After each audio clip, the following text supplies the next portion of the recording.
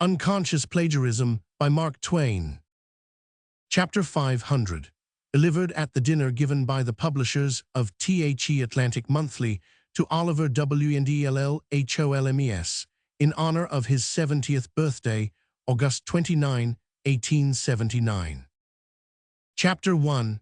Would have traveled a much greater distance than I have come to witness the paying of honors to Dr. Holmes, for my feeling toward him has always been one of peculiar warmth. When one receives a letter from a great man for the first time in his life, it is a large event to him, as all of you know by your own experience. You never can receive letters enough from famous men afterward to obliterate that one, or dim the memory of the pleasant surprise it was, and the gratification it gave you. Lapse of time cannot make it commonplace or cheap. Well, the first great man who ever wrote me a letter was our guest, Oliver Wendell Holmes. He was also the first great literary man I ever stole anything from, and that is how I came to write to him and he to me. When my first book was new, a friend of mine said to me, "The dedication is very neat." Yes, I said I thought it was. My friend said, "I always admired it, even before I saw it in The Innocents Abroad." I naturally said, "What do you mean? Where did you ever see it before?" "Well, I saw it first some years ago as Dr. Holmes's dedication to his songs in many keys." Of course, my first impulse was to prepare this man's remains for burial, but upon reflection, I said I would reprieve him for a moment or two and give him a chance to prove his assertion if he could. We stepped into a bookstore, and he did prove it.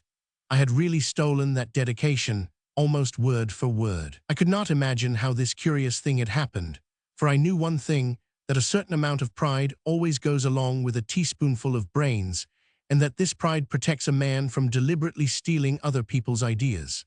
That is what a teaspoonful of brains will do for a man, and admirers had often told me I had nearly a basketful, though they were rather reserved as to the size of the basket.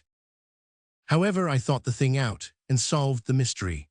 2 years before, I had been laid up a couple of weeks in the Sandwich Islands and had read and reread Dr. Holmes's poems till my mental reservoir was filled up with them to the brim.